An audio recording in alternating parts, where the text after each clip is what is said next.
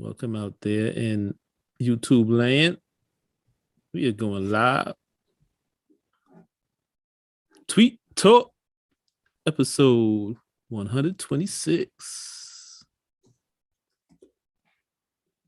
Episode Golden State Warriors in 4. They about to sweep the Mavericks. They might let them get one game at home, but man, the Golden State Warriors have a super team again. And we thought that when they lost KD, they would never get a super team again. And they got Jordan Poole, they got Wiggins, they got of course Clay came back, they got Gary Payton II. Like, really cool things are happening. I love seeing that organization function and thrive. So it's cool to see them back on top. Hopefully, it's gonna be a dogfight. That could be a 7-game series when they play the Heat, because the Heat is no joke. But I'm happy to see them back.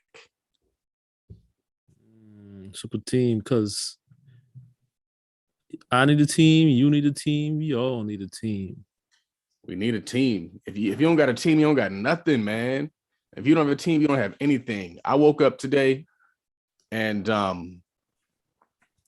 I had a situation with my truck. And so I brought in a VA to help me get this truck business running. She got on it. We got somebody in that truck, and now we got a driver. And so what I did is I told her, there's things that I have to do every single day that I can't do every single day. And they're not big things.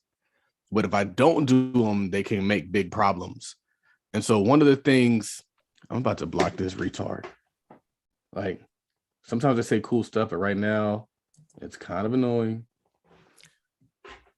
It's kind of annoying. So anyway, I hit her up and I was like, hey, we just got a truck driver. Is everything situated? She contacted them, and then they're like, oh no, well, we need to get this. I was like, I'm not doing that. I was like, this is all the things I need you to do. These are all the instructions for how to get it done. Execute on that thing. Execute on that task. And so I need to follow up with her because I didn't see a response. I didn't see a yay or a nay, which kind of is not cool to me, in my opinion.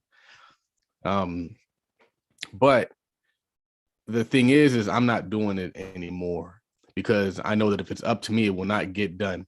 If it's up to me to get rebounds will not get done. It's not my job to get rebounds. It's my job to draw up the play. It's my job to just do one single role. And I think that a lot of business owners, we can get caught up trying to play every position on the floor, and then you end up being ineffective. And so for me, I'm learning that for my business to function at a high level, I got to pass the ball. I got to get other people involved. And then when they get involved, everything starts clicking. So one of the things that I'm doing is I have somebody who only creates content. He's giving me like 10 new posts a day. I love it. And that's what I need. I need 10 new posts a day. I might not use all 10. I might use 2. But I still have quality content in my inbox every single day that's new, that's fresh, that's innovative, that looks good. He's improving. And now that function of my business is just thriving.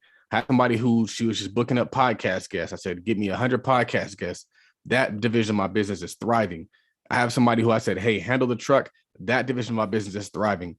So what I do is, just like on a team, I bring in people, I give them one role. I don't want you doing a bunch of different things. I don't want you trying to be Mr. Everything. I want you to dominate that role. And as I do that, I'm starting to just see crazy success. And we're going to only continue to see even crazier success. So really cool things are happening. That's cool, man. Can't build big business by yourself, man. Welcome to Tweet Talk, where we talk about building black wealth and we dissect financial tweets. Man, you got the live podcast coming this weekend, Charles. How's it looking? It's going down. I'm excited. We've getting a lot of tickets sold, so we're going to have a lot of really cool people in the building. And of course, we're going to have Dr. Kimbrough himself and me, myself, and I'm breaking out the red bottoms, man. I'm bringing my new fancy shoes that I got in Vegas for my anniversary. So I'm going to be swagging. I'm going to make sure everybody see the bottom of my soul, because that's what you do when you got red bottoms. You know, you got to make sure they see your soul.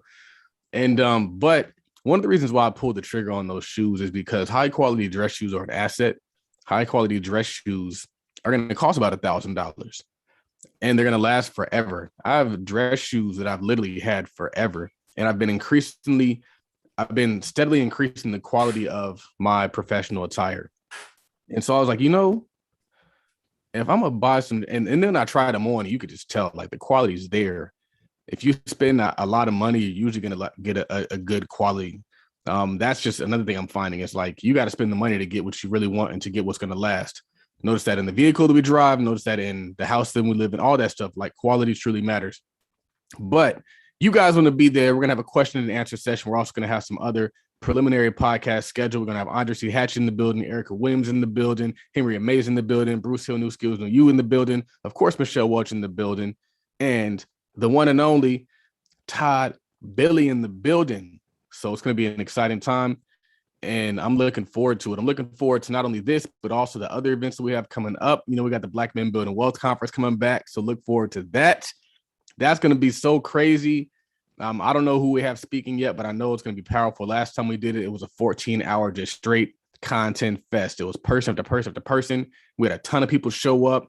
It was about maybe 200 people on there at one point in time. I think, I'm not sure. It was a long time ago.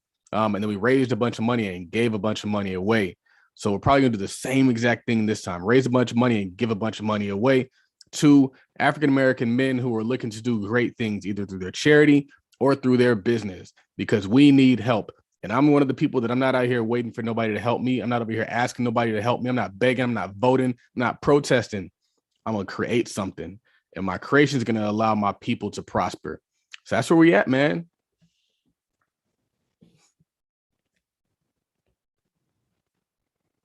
You're muted. Dang it. You said create, don't wait. And speaking of those shoes, you said expensive things look different when you separate time from money. And $1,000 shirt equals 10 courses at $100 each. It's easy to process that. Man, that $1,000 shirt costs you a whole week of your life. Yeah, and I was thinking about this in a few different ways. One of the ways I was thinking about it is a lot of times, like when I was in my building stage, I would always say like it's stupid to spend a bunch of money on like Gucci or Louis or that kind of stuff. And I had a revelation.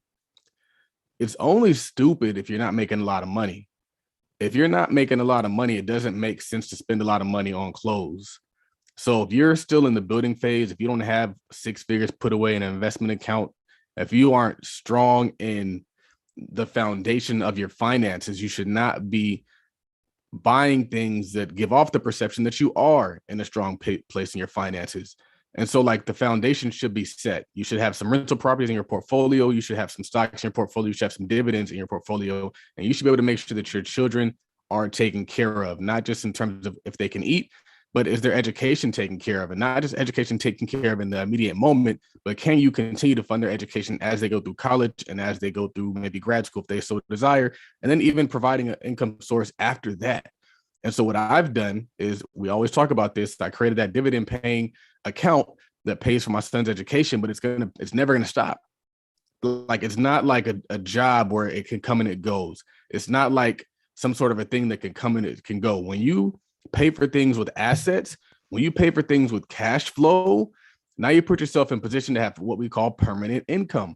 Permanent income means that it's income that never goes away. So that income is going to take care of his elementary school, it's going to take care of his middle school, it's going to take care of his high school, it's going to take care of his college, and then it's going to provide him some income when he's off doing his own thing. And it's going to provide that foundation and that support that a lot of us never had. Now, the great thing about dividends is usually they increase. So he's going to get a pay raise as all is going on. So what looks like what it is now is going to continue to grow. Another thing we did is we bought a rental property for him that I'm still tightening up the details on, but we're going to get that thing going. Probably going to turn it into an Airbnb because it's a really good looking property and just got to decorate and do all that stuff. But the real point of this post is that it's a different way of thinking. And one thing that I realized once you start getting into these spaces is you might wonder, like, why would somebody spend $250,000 on a watch? Why would somebody spend $2 million on a car? More money than people might earn in their lifetime. Why? Because they earn their money differently. So we're still in a barter system where you have people who buy these ultra high-end goods because they sell goods. And so they're not exchanging hours of their life for these things. And so you look at somebody who maybe spent $250,000 on a watch, you're like, man, that's 2 years of income. That's 3 years of income. That's stupid. No, it's not. He probably could have generated that money in 30 minutes, 60 minutes, a month, a week, whatever that might look like, because now he's exchanging goods and services with the marketplace to afford himself those luxuries. And so it's a different line of thinking. And it was interesting because when I posted that, Anthony Hartzog, he said it's almost kind of like unreal. And it's true. It's like when I was earning money with my time, the idea of spending whatever I might spend on an item was just insane. But now that I earn money through products, all I'm doing is exchanging my products for their products. I might have to go from one person to the next, but I'm still getting there. And so the solution is create products so that then you can live the life that you want. Create things so that then you can buy things, as opposed to working very, very hard, because it's just a different mindset. And also when you start doing the math, and I think that this kind of resonated with me when Chris Johnson said it. He's like, a lot of people think that like $1,000 is working a job for 40 hours a week at $25 an hour, or you could sell 40 products for $25. Like in a day, it's almost effortless to sell 40 products compared to working 40 hours. Working 40 hours is hard. It's grueling. It's frustrating. It's tiring. You're commuting. You're listening to people talk to you crazy. You're having customers talk to you crazy. You're having clients talk to you crazy. You're having bosses and managers look at you crazy, all for that $1,000. So that $1,000 is going to feel a lot different than if you just like literally sent out some tweets, sent out some links, and you made that $1,000. It's way different. Way different. I saw you retweeted a tweet from or you quoted somebody, B Malcolm 21. Time and location freedom through making money online is the ultimate motivation. Yeah. It's interesting because I just saw I forget if I'm thinking it was Ashley Johnson, and she posted something that I've said before. And she was saying that when you make digital or online money, you can make money on a toilet. You can make money while you're sleeping. You can make money on a boat. You can make money on vacation. And to a lot of us, we had never had that luxury. For a large majority of my life, I was only able to make money if I was in that office and if that office was open. If the office was closed, I couldn't make no money. And so I'll never forget. I want to say that the time that it really resonated with me is we were on a boat in Cabo, and I got a sale for like $250 while I'm on a boat. And I was like, wow, that's crazy. And this is when I was still working a day job. Things hadn't really taken off for me. And so I was like shocked. And it came through Cash App. And I think I just like gave it to my wife. I was like, here's $250. But like what was cool about that is it sparked something inside of me. It sparked something inside of me to know that like there's a whole other world out there, and it's a more free world, meaning that now I can earn money if I'm golfing. I can earn money when I'm traveling, if I'm on a plane, all that stuff. And so like that's really the power of products. And when you really look at the world, the whole world is moved by producers. Elon Musk is a billionaire, not because he's a nice guy or a hard worker, even though he's both of those things. Elon Musk is a billionaire because he sells cars. Walmart, they're billionaires because they sell everything. Bezos is a billionaire because he sells everything, not because he created the software, not because he created the website, because he sells things. And for a long part of my life, I used to think that sales was like a bad word. I think in the Black community, we sometimes think that sales is like beneath us, it's lowest. Like, oh, I don't want to be on the corner selling stuff. Like, that's not fancy. I went to college and they wanted me to be out there selling things. And I was like, man, like, this is lame. I'm supposed to be behind a desk making six figures just for existing. And that never came. But I think that we put that kind of a career on a pedestal, and then we demean the person on the corner with the store, the person selling burgers. Miss Cynthia, one of the people came in and they looked down on her almost because she like sells burgers. She's richer than everybody in that community. Miss Cynthia is very wealthy. Not only is she wealthy because of the income that her business generates, which it generates about $1 million a year, but that income allows her to then go buy homes. She was previously married And when she got divorced, she kept the house. That house is in South Central Los Angeles. It's $1 million property, no debt. She has another house in like the Cerritos area. I shouldn't be telling all their details, but that's how this house is basically paid off. The business that they operate out of, her dad bought the land, built the structure. They paid off all the debt. And so that's how they can still exist in business, because they have no actual rent or mortgage expense. Very wealthy. Why? Selling products. Selling products will allow you to eliminate all your debt. Selling products will allow you to get to that freedom that you so desire. One of the most amazing examples of this, and I really want people to catch this, is the Hartzogs. Instead of the Hartzogs working hard and grinding, doing overtime to pay off their debt, they built a business. They built a business. That business generated enough income to pay off all their student loans. And you know what happened? They kept the business. Permanent income. Now the business allows them to be free. Now they built $1 million business. Permanent income. Are you building a source of permanent income that's never going to go away?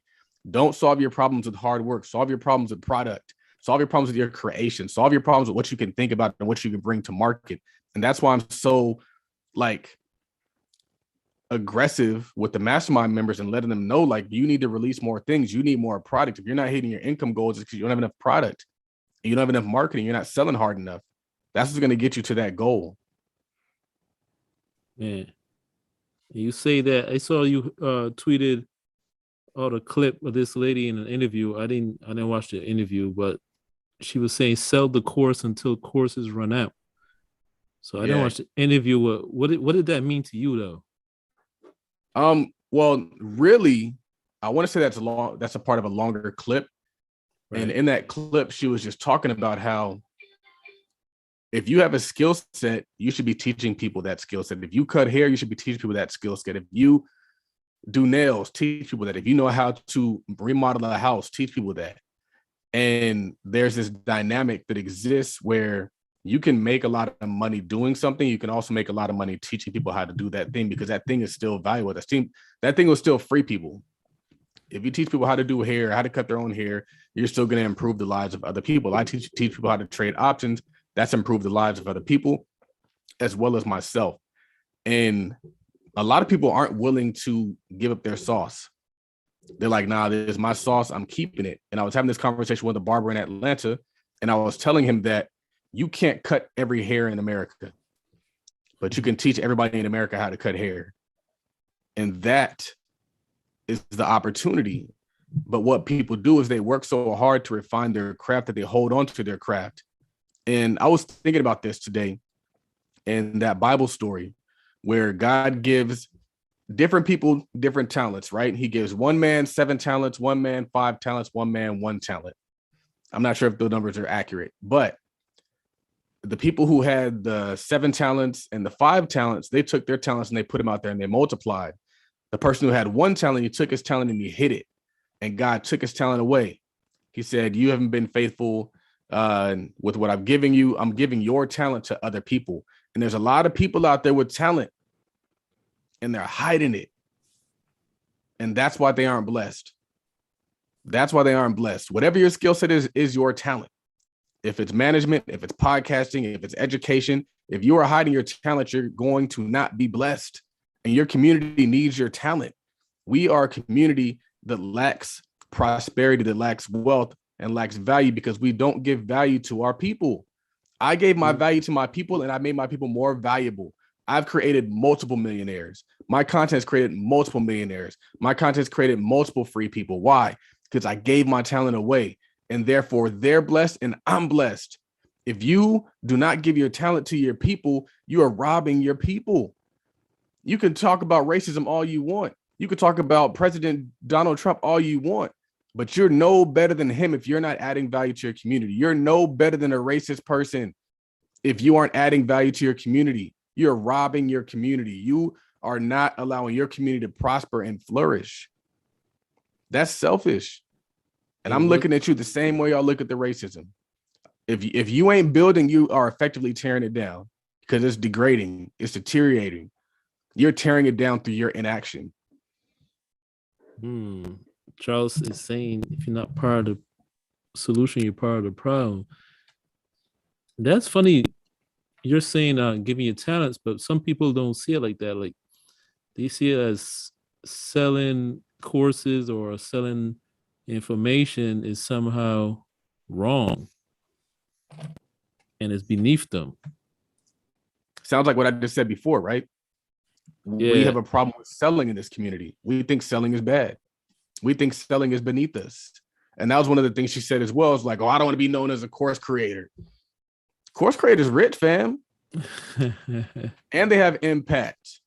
We got money and impact. Anywhere I go, people know me. You don't want impact? You don't want people to say that you improved their life, that you helped them make $80,000?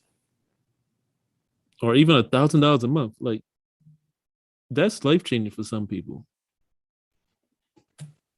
That is life changing for some people. $1,000 extra a month, and you don't have to work a second job. That could be life changing to some people. And the thing is, a lot of people want to sell online because they don't want to work because they think they hear passive income, they don't want to work. But you had a tweet where you were saying your income is directly tied to your effort. That's an older tweet, but I would say that you're 100% right, and that's true even in the digital product space. Like digital products isn't magic. You still got to grind. You still got to promote. You still got to advertise. You still got to spend money. You still got to show up and go on podcasts and create podcasts and go on Instagram Live. There's no free lunches. It's just a different kind of lunch. It's a different kind of meal, and it's available to us all because unfortunately, as African Americans, we've been shut out of a lot of things. We've been shut out of a lot of businesses and a lot of opportunities, and they do it with money. And so one of the ways that they control people these days isn't with skin color, it's with resources. And they just conveniently deny you resources. You can't get a bank loan. You can't get a job that's going to pay you more than enough to take care of your family and also have enough money to save and invest. They're doing it on purpose. Why? Back in the day, pretty much everybody made the same amount of money. And that's why Black folks could live in a white neighborhood. And so they did all these things. And I'll never forget, I was in con law and we used to read all these cases about different things that they would do to try to keep Black people out of their community. Because since they had passed all these like civil rights laws, it allowed Black folks to move into white communities. And so they were like, we can't keep them out. Like, how are we going to keep them out? And so they would like write these codes and make these rules and these covenants. And the covenants would essentially say, like, you can't sell this property to a Black family. And like that was still in the books. Like people would look at their deeds and it's still in the original deed for the property. Like you can't sell this property to a Black family. So what happened is they challenged whether those were constitutional. Can this prevent somebody from buying this property? And the Supreme Court ultimately said, like, no, this is unconstitutional because it's based on race and you can't prohibit people from living there based on race. And so like, damn, well, what can we do now? And so I don't think they quit. People who go through that much effort to keep you out do not quit. And so that's one of the things that I tell people is like racism didn't go away, it disappeared. In the sense that you can't see it, but it's still there. Meaning if it disappeared, it still exists. There's a reason why the inner city looks like it looks, but the problem is we don't even have the honesty to accept that it's still there.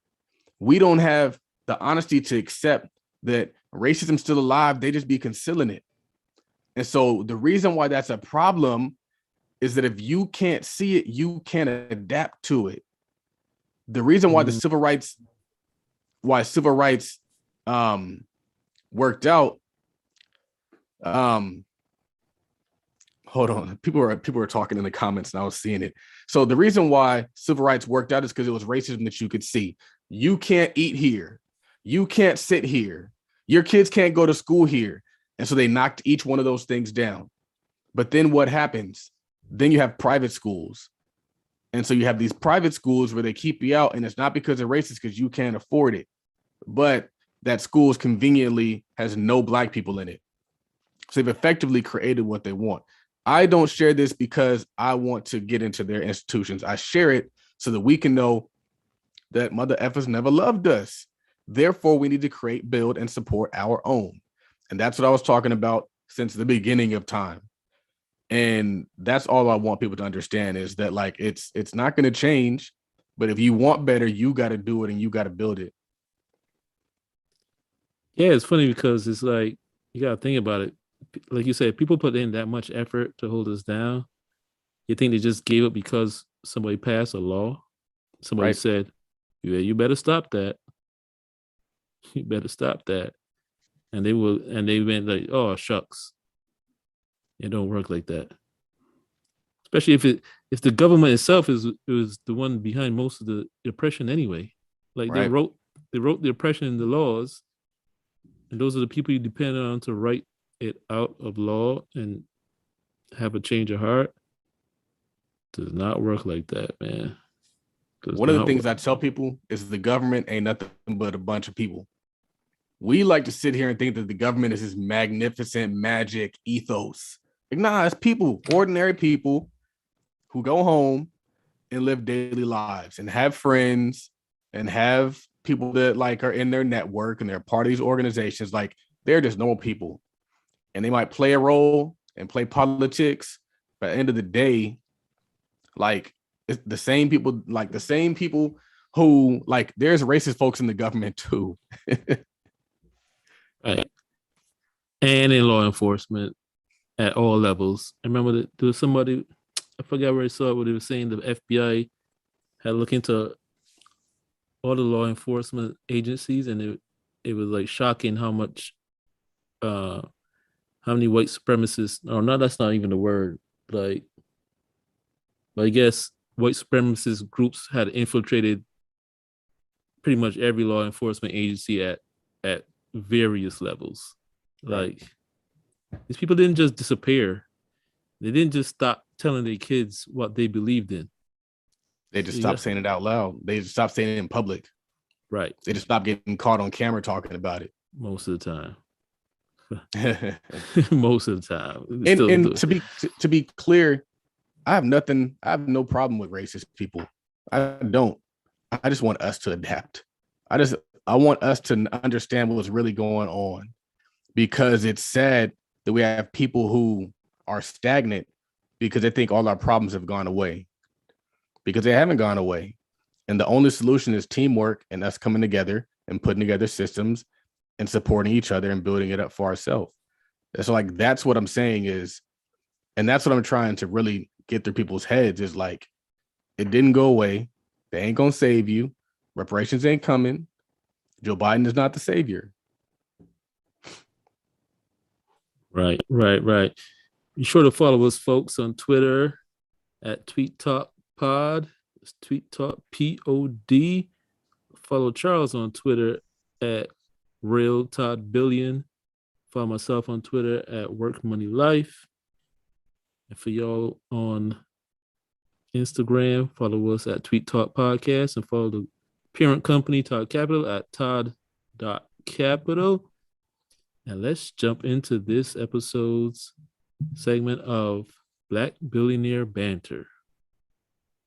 It's one of the biggest stories of the week so far. The Honeypot story. I know a lot of you already heard about it and been buzzing about it.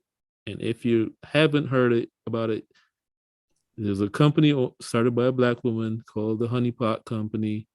They sell feminine hygiene products, particularly a wash. And so I guess somebody realized, or people realized, that the ingredients in one of the washes had changed, and they went to Twitter about it. And they complained, but they was started calling her all types of names. For some reason, all they knew is that the ingredients changed. And the first thing I saw on Twitter is that, oh, she sold the company and they changed the ingredients. She's a sellout, selling it to white people. They change the ingredients on us. They don't tell us. She doesn't tell us. And then it went to like, these Black founders are just greedy. They just use us to build up the company and fill their pockets. And I'm like, man, crazy. Like from one little change on, well, it wasn't a little change, but I understand where they were mad because of the nature of the product, but they jumped to all types of assumptions and conclusions and just started attacking her personally. Like, shit ain't right, man. Like, I don't, and nobody's DMing Jeff Bezos calling him names when something goes wrong on Amazon, man. And then on top of that, they still go back to Amazon anyway, no matter how mad they get. Netflix, all these companies change their policies, and folks still just be supporting them. And none of them really announce it, except in fine print. But they change the ingredients all the time. They don't make announcements. But they came at her like crazy.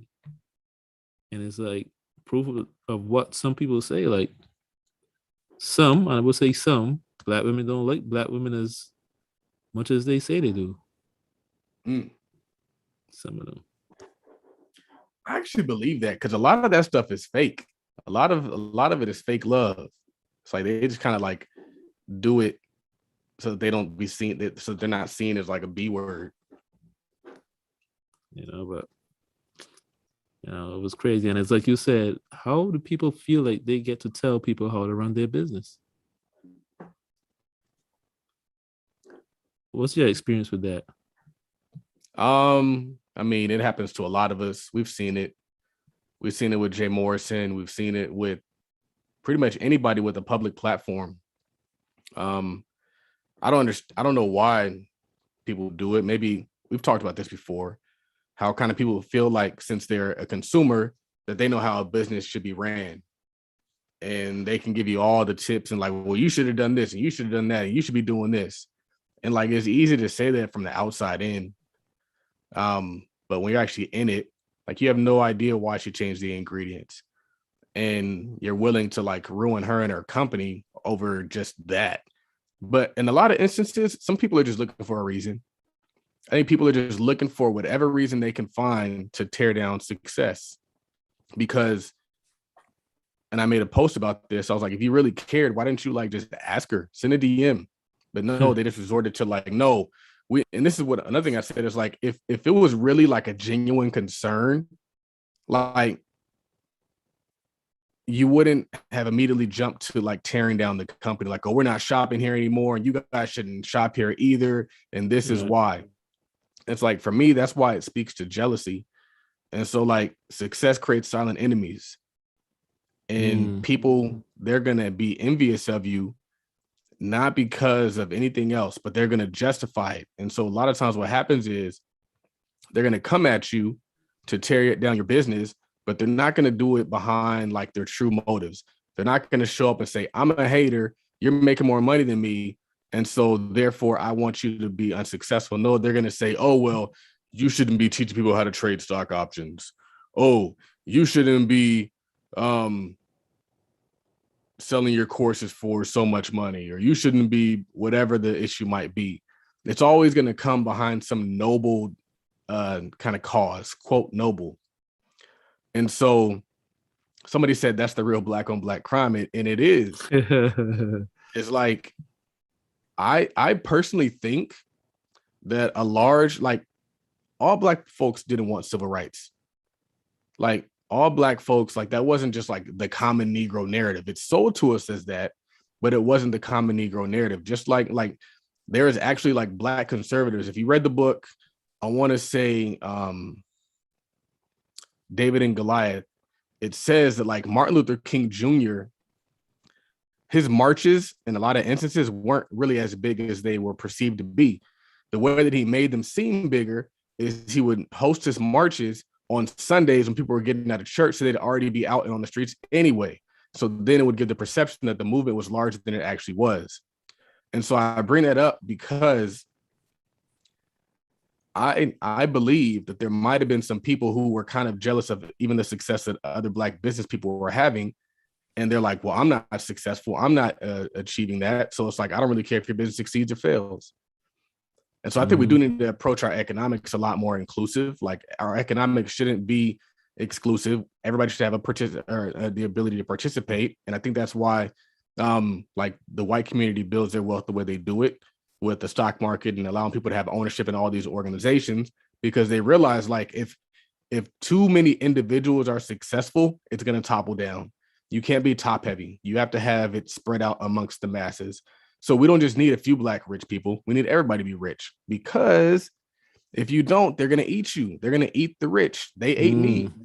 When the options community was what it was, literally people were upset that I was making $100,000 a month. And that's why they tore it down.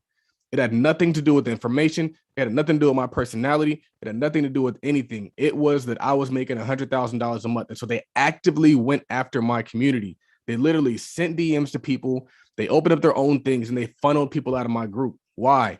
Because they didn't like the fact that I was having this success. I made the mistake of not spreading it around enough. I thought I was spreading it around enough. I didn't spread it around enough, apparently. Maybe I should have just cut it in half, said, I'm going to take 50 off the top, and I'll let everybody else take 50, and I'll split the other 50 amongst my admins. So therefore, they're making $8,000 a piece a month. Maybe that's what I should have done. Lesson learned on my part.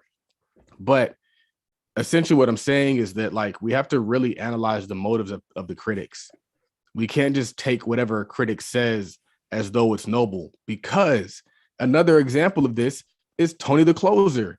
Analyze the motives of a critic. You have somebody who's literally going after Jay Morrison, rallying people behind him over a personal beef, over a personal issue.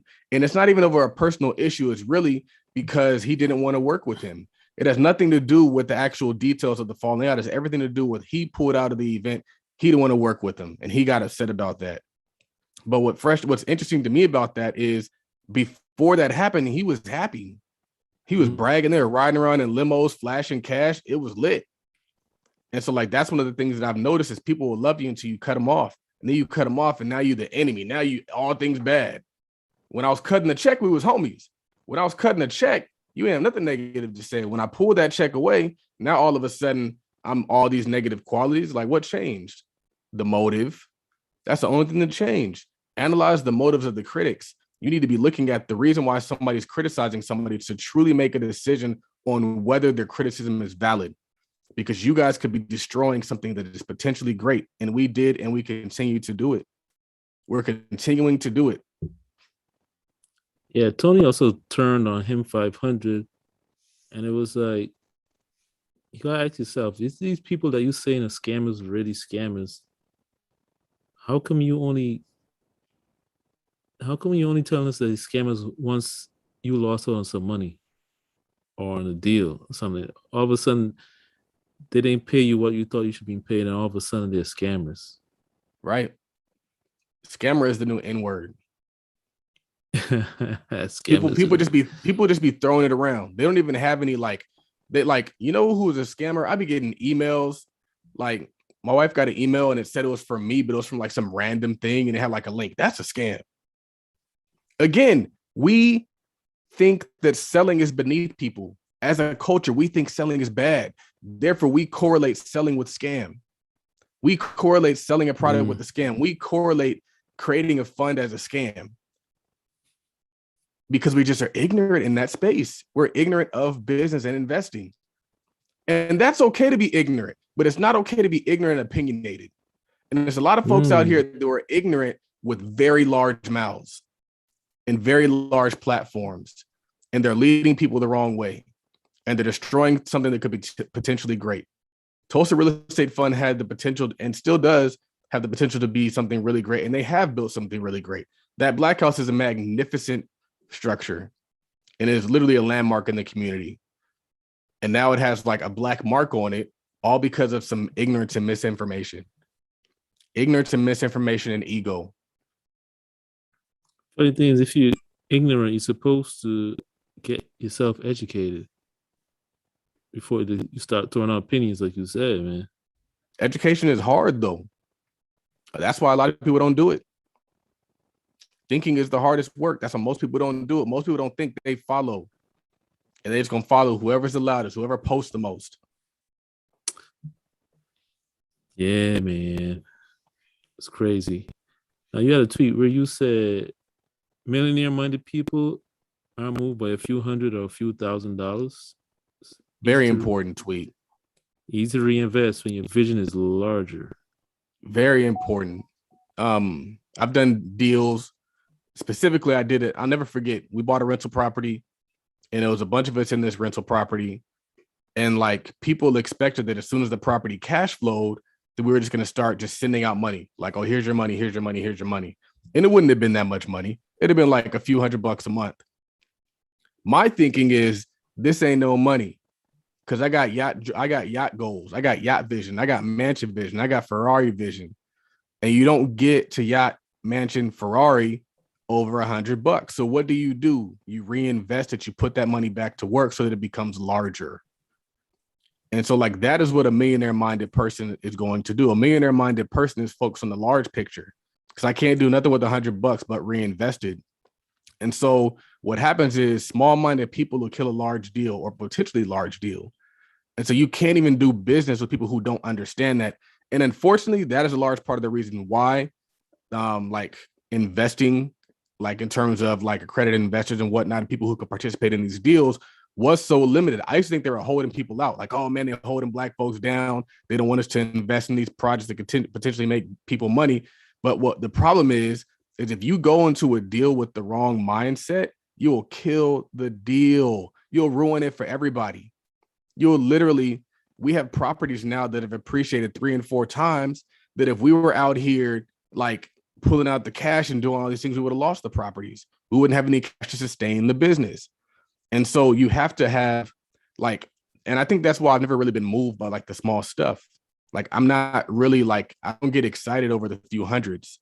I don't get excited over the small stuff. And I was wondering, why am I like this? Why am I not over here like jumping up and down because the tenant paid $900? Because I don't want $900. But I know that I got to go through that to grow to where I want to grow to. And so essentially what you want to do is you kind of want to sell those properties and reinvest it into a larger thing in terms of monopoly. But the most important thing that you can take from this is if you're in a trend, like, and I would say like another example of this is kind of like the Tulsa real estate fund.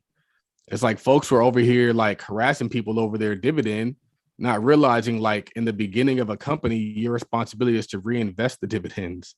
Like companies like Amazon, companies like Tesla, companies like Google, they don't pay dividends and their shareholders don't care because they're focused on the growth.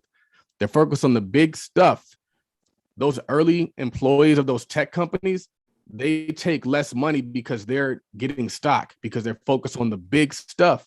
And that's how they become millionaires and billionaires. I would rather us reinvest the Tulsa real estate fund dividends. I would rather us reinvest the money that the small business is making in the beginning to grow it into a large business. That's how business works. Now, the problem is we got a lot of people who don't understand business, never done business, and they're in a business. And now they're using their naive mindset to ruin what could potentially be great. And so I think that is why like those laws are in place. That's the reason why. And I used to really think that it was like, oh, they're against us, they're holding us back. But like, it's like, if you don't have the knowledge, at least kind of like heed to the people that do have the knowledge.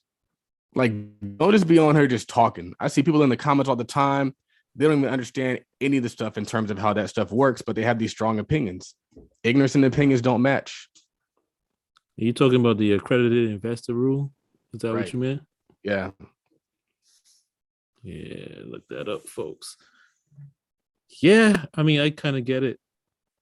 Oh, that's what I was going to say. The reason why the accredited investor rule is also important is because typically somebody who is an accredited investor, which is somebody who I want to say has a net worth of over $1 million, not including the personal residence, and somebody who makes, I want to say $200,000 for like the past 2 years. That person probably built a business. So they understand like in the beginning years, we ain't taking no money out of this thing. And so like, that's also the correlation is like, you want to build a business with people who build businesses, not people who work jobs and get paychecks, because a paycheck person is looking for that check. A paycheck minded person is looking for that paycheck to paycheck. They live 2 weeks by 2 weeks. Yeah, even the ones who are regular paycheck um wage earners at that 200 plus salary and above, like they at least understand discipline and long-term vision because they didn't start making $200,000 when they were 18. Most of them. right? They probably are doctors, lawyers, and they had to go through like 8 years of schooling and patience to get there. And they also probably investors too. So they understand this stuff doesn't happen overnight. And another thing is, and this is one of the things that I was talking about before, is like how or like college and marrying a woman that you went to college with is a life hack because she understands the long vision as well. Like one thing that I know about my wife is I know that she can stick with something for a long term for the long term payout because she went to college and she stuck it out for the long term payout. Mhm. And so, like, I know that that is going to heed well in a marriage that I want to last for a long time, even if it might go through tough time temporarily. Now, this tweet I want to make sure we touch on. You say if you made 5 figures with your side hustle, sell that. You don't need to brand it as 6 figures to get money. Explain that tweet. Yeah. In the mastermind, one of the members, he said he's teaching people how to make 6 figures with a certain product. And so Bruce asked him, he said, have you made 6 figures with that product? And he was like, no. And so like he kind of like he felt, I don't know how he felt. Hopefully if he is watching this, he knows how I feel. I definitely support him in all his endeavors. But I told him, I was like, you don't have to sell what you haven't done. You have to sell what you've done if it's remarkable. If you made 5 figures on the side of your job, that is remarkable. Most people don't do that. And so you want to be true to your product. That's one of the things that I did. I didn't come out and say how to quit your job with stock options. I said how to make 5 figures with stock options. Why? Because I did that. And my course is true to that. And so that's how you're going to find success. That's how you're going to be able to ethically market your product. And that's how you're going to be able to, I think, get true results for your students. Because if you're selling somebody on 6 figures and you didn't make 6 figures, your product's not going to track to that. And therefore, you're going to be disappointing your customers. They're going to buy it hoping to make 6 figures. They're going to make 5 figures. And they're going to be pissed off at you because you sold them a dream, even though that still is success. So it's like you gotta set what's there, and you also have to be content with who you are, knowing that who you are is good enough. What you've accomplished is good enough, and that's okay. Like, be true to you. Hmm. Yeah, that's We live interesting. in Yeah. an era. We live in this like fake era of 6 figures, and I'm sick of it. I'm sick of this fake era of 6 figures. I'm sick of people telling me they make 6 figures. I'm sick of people throwing around 6 figures, talking about 6 figures ain't no money, 6 figures, this and that. Like, it's just crazy. Get rid of this whole 6 figures talk, y'all. It's pissing off me and my homeboys. Come join the Millie family. Be sure to join our Patreon. You drop the link in Yeah, man. the chat. Because we're gonna start turning off these episodes of like 45 minutes and just going extra 15 minutes exclusive to Patreon listeners. Yep. Exactly. This Or would be whatever that like the might look last. This would like be the last freebie y'all get. So join the Patreon while you can. It's only $2. You got $2, man. You definitely got $2. Spend more than that at the chicken spot or whatever. But now this one, I don't know. This one might be an old one, but you said I see so many people who thought they knew better than me circling back to my methods after they crap out. Man, it's crazy. I've just seen like we went through a really unique era. My course is really based on like a normal stock market that we're not typically in right now, but we're on the way to. And my course blew up during an abnormal stock market when everything was going up. And also in a time when like since the market was so out of whack that like what would normally work wasn't working. And so people were like, oh, this doesn't work. I'm trying something different. And so they tried stuff different. And then when they figured out that like when the market kind of returned to normal, they're like, oh, like Charles is actually right. This is working. I saw Kevin make like, and I don't know if this is true or not, because Some people kind of are skeptical about his posts, but let's just assume that it's true. I saw somebody make like 7 figures on a trade using my strategy. I saw seven make like $100,000 on a trade using my strategy because my strategy, it works in a normal stock market. And last year was kind of normalized. This year we're on decline because of all the inflation, but specifically because of the raising interest rates. But as this kind of like fades and we kind of start to stabilize, it's going to pop. And it still is kind of popping. And so what I've just found is like, what's really important with this is you got to stay true to you. Because honestly, I started second guessing my strategy. Like, does my strategy really work? Like, I don't know. Like, maybe I need to revisit some stuff. And so I kind of like took a break. And then I was like, you know what? F that. I'm trading what works for me and what I know works. I'm not going out here following around all these newbie people, because even the newbie people, they were like finding different strategies, trying those strategies, proclaiming those strategies as gospel. And then they look back on themselves like, I can't believe I was doing that. Like they were talking about like using like EMA crossovers as an indicator to trade. And like, I can't believe I was doing that, because they're just like searching for a way to find something, but they're proclaiming that as like the new replacement for the Tide Capital strategy. And I just found is like, really? And I think another kind of theme of this episode is really just staying true to who you are. If you can stay true to who you are and don't listen to the naysayers, don't listen to the crowd, don't listen to anybody, you'll be all right. Honestly, I think that lady was going to be all right. Tulsa Real Estate Fund is still all right. They still got supporters. Jay and Dr. Boy still be rocking. And you just got to deal with the negative, the naysayers and the critics. Naysayers and critics are a part of life, especially as a part of success. And I like to use LeBron James as an example of this. Like, there's people out there who hate LeBron James, who say he's not good at basketball, whatever they want to say. He has a lot of critics. A lot of people who say he's not Michael Jordan, he's not this, he's not that. But that's just a part of being that dude. When you're that dude, 50% of the people are going to hate you. 50% of the people are going to love you. But you can't focus on the people that hate you. You got to focus on people that love you, because people that love you is more than enough. So be authentic to you, and you'll find people that love you. And then anybody else, they can kick rocks. Kick rocks. Now, you said Chase sent us back $3,000 because we overpaid our property taxes. An apartment never gave me any money back. No money back. Yeah, I was, and I wasn't expecting it. I wasn't expecting it. Maybe they'll recalibrate our mortgage so that we're not overpaying it. But it was just this amazing revelation. This is our first house that we bought. And one of the first things I noticed, we've lived here for about a year. Yeah, just the first, like personal residence.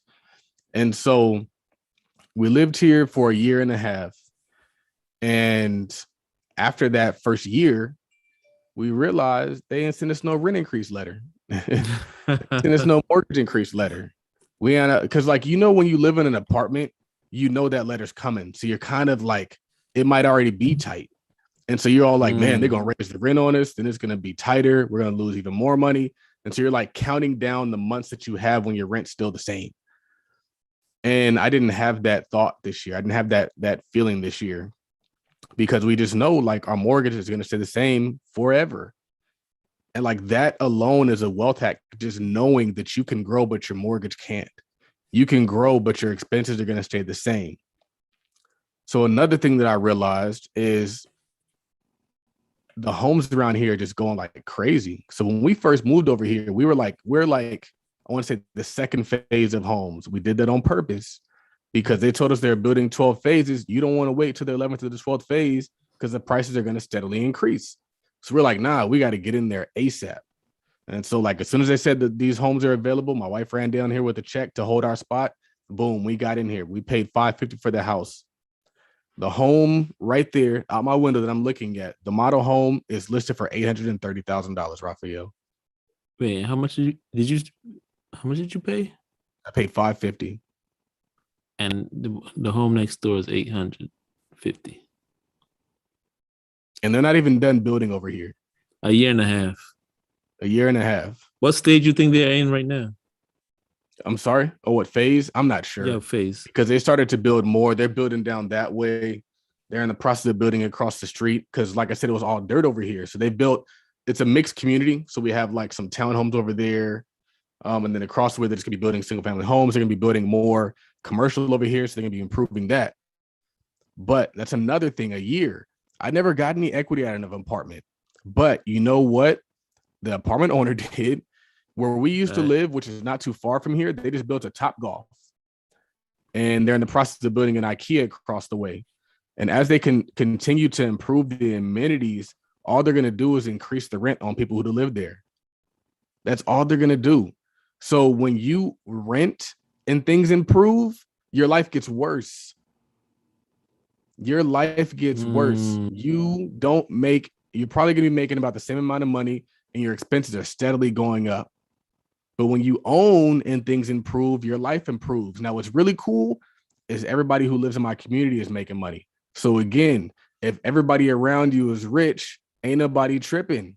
Ain't nobody mad. Everybody happy when they get money. I want to live around happy, wealthy people. I don't want to live around a bunch of miserable people who are getting squeezed by rent. And so like, that's another added bonus.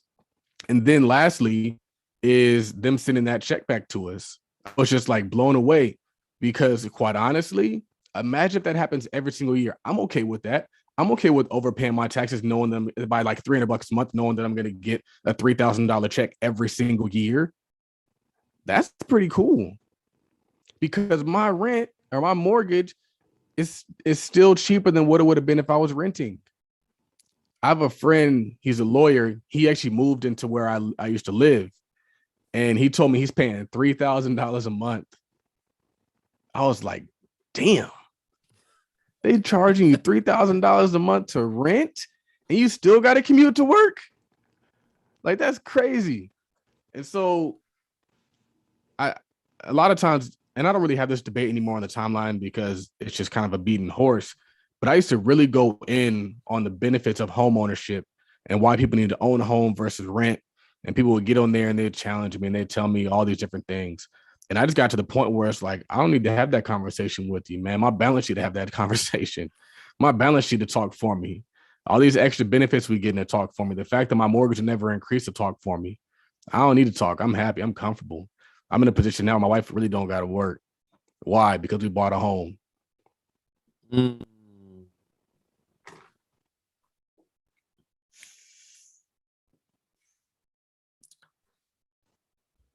You really think? Okay, got you. What? No, I was gonna say that you think that buying the house was a big factor in your wife being able to stay at home? I think so. Because it gives you certainty. Like, I know the mortgage will never change. And I also know that I got dividends to take care of the mortgage.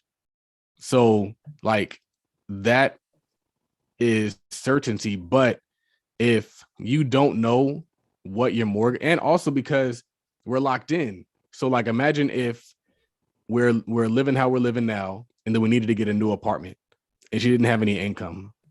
Then it'd be kind of tough. But we don't have to talk about that.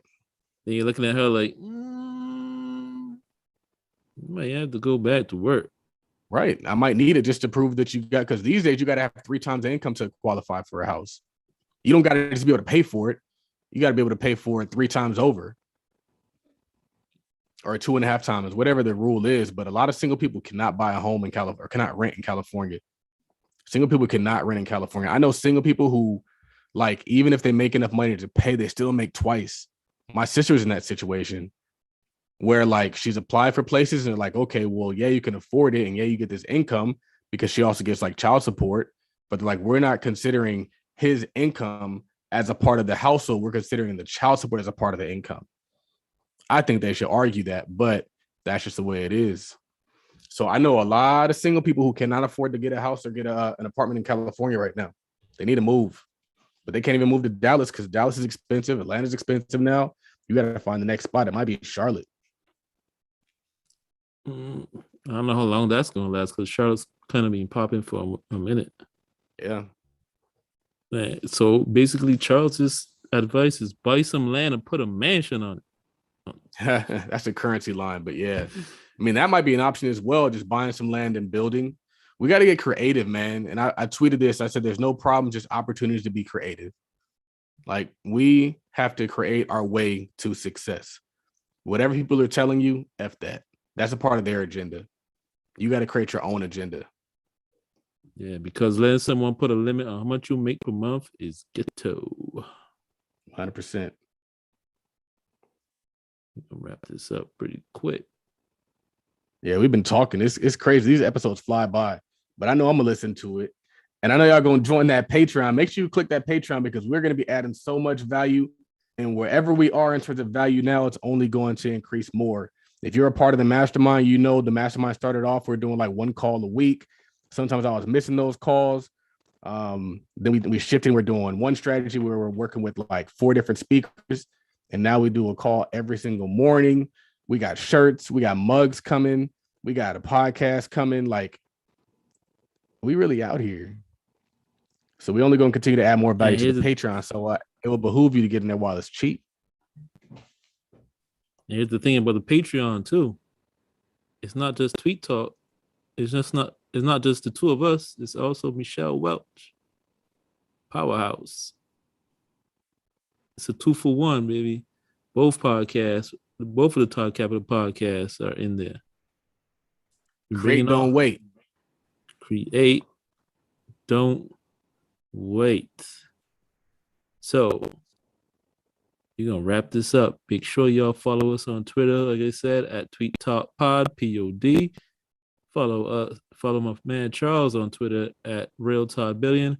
Follow myself, Raphael, on Twitter at Work Money Life. Follow us on Instagram at Tweet Talk Podcast. Follow the parent company, Todd Capital, at Todd.Capital. Man, episode 126, Tweet Talk the Black Wealth Podcast. I'm going to leave you guys with one last tweet. Make sure you get you some dividends so people can say whatever. Episode 126 of Tweet Talk the Black Wealth Podcast. We are your hosts, Raphael and Charles. Peace.